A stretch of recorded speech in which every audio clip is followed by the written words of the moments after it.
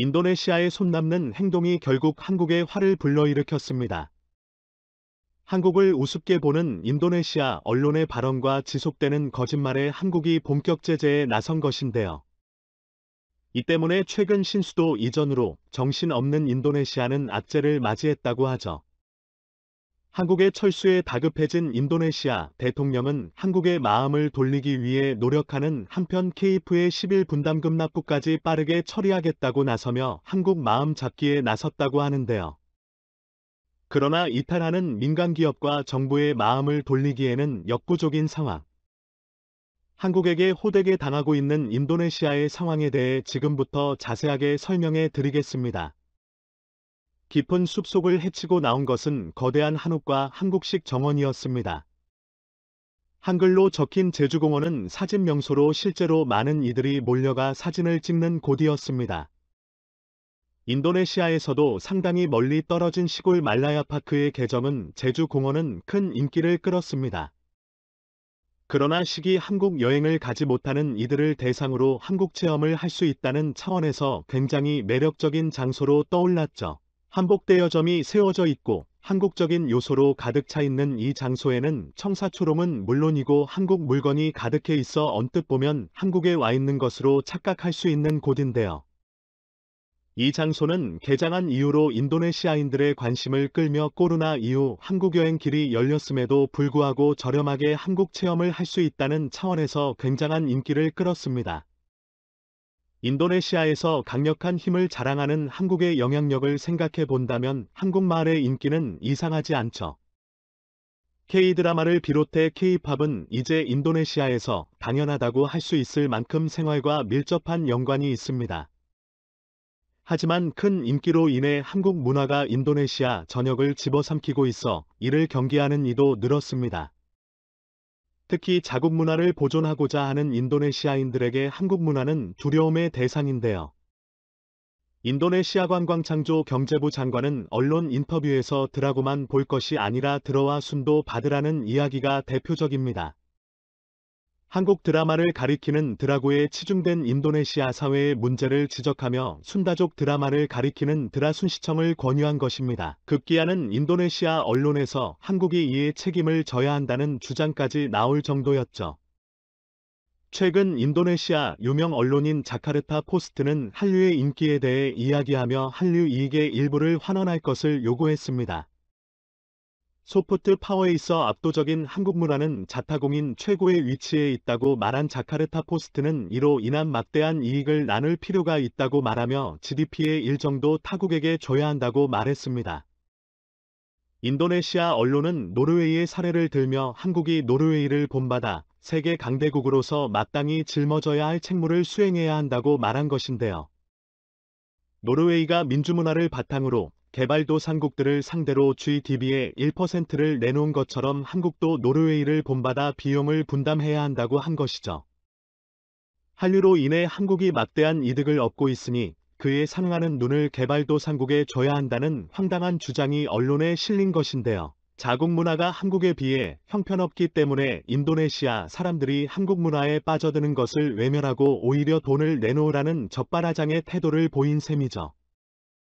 이런 태도는 일찍부터 인도네시아에 자리 잡은 사고방식입니다.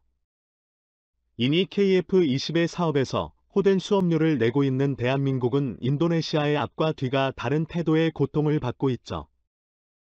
4세대 전투기로 개발된 KF21은 인도네시아도 분담금을 지불하기로 되어 있습니다.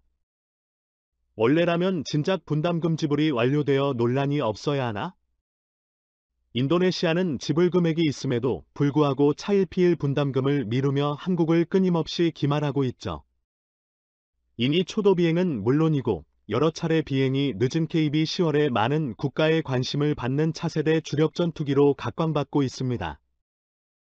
인도네시아도 KF이 11월 공개하는 자리에 참석하며 분담금을 갚을 것을 공언하며 한국에게 믿음을 주었는데요. 그러나 말로만 갚겠다는 태도를 보이며 한국을 기만하기에 이르렀습니다. 결국 이에 지친 한국은 지난해 11월 방사청과 실무협의를 통해 MK브 21 사업비 분담 비율과 액수에 대해 조정했습니다. 분담 비율과 기간은 기존 계약대로 가기로 했지만 분담금의 30%는 현물로 지급하기로 합의한 것이죠. 한국과 인도네시아는 이 제안에 최종 합의를 했고 인도네시아는 약속을 지켜야 했죠. 그러나 이것도 인도네시아에서 협정서를 개정하자고 제한 비용이 없다는 점을 강조하며 한국에게 재합의를 요청한 것입니다. 올해 7월 조코 위도도 대통령의 제안을 수락하는데 한국은 또 한 번 배신의 치를 떨어야 했습니다. 그런 가운데 인도네시아는 한국의 요청과는 별개로 핵심 전력과 인력 확대를 바라며 한국의 협력을 요구하고 나선 것입니다. 무함마드 헤린드라인니 국방차관은 카이에서 주장한 연설에 KF-11 전투기가 전략적 가치가 있다고 주장했습니다. 이어 KF-21은 인도네시아가 공동 개발 프로젝트로 프로젝트에 참가하는 인도네시아 인구가 연말까지 늘어나길 원하며 한국 정부에게 인도네시아 기술진 참여를 촉구한 것이죠. 분담금 이야기는 언급하지 않았습니다.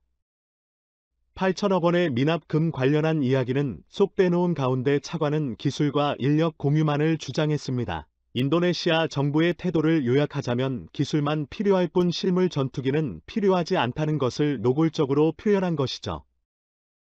그러면서도 인도네시아 정치인들은 한국을 향해 분담금 납부를 언젠가 할 것처럼 행동한 것입니다. 실제로 인도네시아는 KF-11이 아닌 미 공군의 F-15EX 제품을 알아보는 모습을 보였는데요. 파자를 프로스티오 인도네시아 공군 참모총장은 펜타곤을 방문해 F-12X 구입 논의를 진행했습니다. 올해 2월 미 재무부는 F-15 전투기 36대와 엔진, 통신장비 등 139억 달러 규모의 인도네시아 무기 판매안을 승인하는 등 인도네시아 미국 사이의 무기 거래는 순조로웠습니다. 이니 나팔 전투기 42대를 구입한 인도네시아는 F-15EX까지 노리며 어깨핏이 별은 안중에도 없다는 태도를 취한 것이죠. 그리고 이 모든 돈들은 거액임에도 불구하고 지불하겠다는 뜻을 인도네시아는 밝힌 곳입니다. 돈이 없다는 설명으로 일관한 인도네시아의 변명에 어떠한 진실성이 없다는 것은 이를 통해 알 수 있죠. 누적된 불만과 계속되는 변명에 한국 역시 지쳤던 상황. 그런 와중에 자카르타 포스트의 GDP 기여 발언은 한국 정부 입장에서도 받아들이기 어려운 폭언이었습니다. 참다 못한 한국 정부도 결국 인도네시아에 칼을 빼들었죠. 최근 포스코는 인도네시아의 역점 사업이자 엄청난 금액이 들어가는 신수도 이전 사업에 참여를 결정, 조코 위도도 인도네시아 대통령과 양해각서를 체결하며 협력하기로 결정했었습니다. 그런데 포스코가 신수도 이전 사업에 발을 빼면서 투자에 대해 전면 재검토에 들어갔다는 소식이 전해졌습니다. 현재 인도네시아가 추진 중인 사업에 현실성이 없다는 이유였죠. 인도네시아는 현재 수도인 자카르타를 대신해 유산탈나라 명명된 새 행정수도로 정부 부처는 물론 주요 시설을 옮기는 작업에 착수했습니다. 노후화된 인프라와 수면 상승으로 인해 자카르타가 언제든 가라앉을 수 있다는 위협에 놓여 있기에 조코 위도도 대통령이 역점 사업으로 추진한 곳이 바로 누산 타라이전 사업이었죠. 총 4단계로 이어지는 이 사업은 40조에 달하는 사업으로 기관시설은 물론이고 수도 건설에 필요한 건물 등 다양한 분야에서 협력사를 구하며 인도네시아는 세계 각국을 상대로 도움을 요청했습니다. 그 중에서 한중일 3국은 인도네시아 입장에서 가장 중요한 국가이자 많은 노하우를 얻을 수 있는 국가였습니다. 40조에 해당하는 큰 사업이기에 한중일 역시 참가를 요청하며 새 수도 이전 사업은 순조롭게 진척되었는데요. 그러나 시간이 지날수록 인도네시아를 덮친 경제위기와 신수도 사업의 수익성에 대해 의문을 품은 국가들은 불만을 품기 시작했습니다. 인도네시아 정부가 보인 사업 분야의 비협조적인 태도 또한 국가와 민간 업체의 인도네시아 불신에 증폭시켰죠.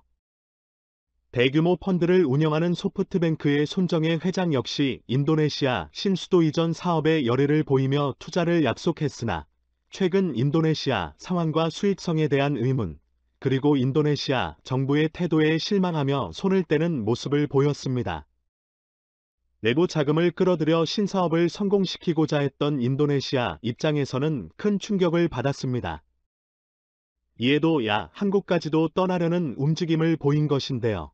포스코가 계획 전면 재검토에 들어간 곳에 이어 인프라 사업에 투자하기로 결정한 국내 엔지니어링사들도 이번 사업에 대해 수익성이 나지 않고 인도네시아 정부의 관시로 피해가 더 크다는 판단으로 발을 뺀 것입니다. 한국 정부도 인도네시아 사업 참여에 대해 부정적인 반응을 보이며 민간과 정부 주도의 이번 사업에서 서서히 손을 빼는 상황. 인도네시아 정부는 한국의 태도 변화에 심히 당황했다고 하는데요. 수도 이전과 관련해 상당한 노하우를 축적한 한국에 도움이 없다면 수도 이전 사업과 관련해 상당한 손해를 감수해야 하는 인도네시아 사업 참여에 대해 적극 제의를 하며 조코 위도도 대통령은 부랴부랴 분담금 논의와 관련 빠른 납부를 약속했다고 하는데요.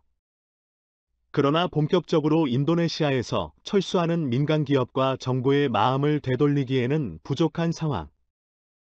어줍잖게 한국 건드렸다가 오히려 피를 보게 되었는데요. 이상 인도네시아의 황당한 논리에 한국이 휘둘리지 않길 바라며 인도네시아와 빠른 거리 두기를 통해 원리 원칙이 존중되는 다른 국가와 협력을 강화하길 기원해 보겠습니다. 수요일이어서 감사합니다.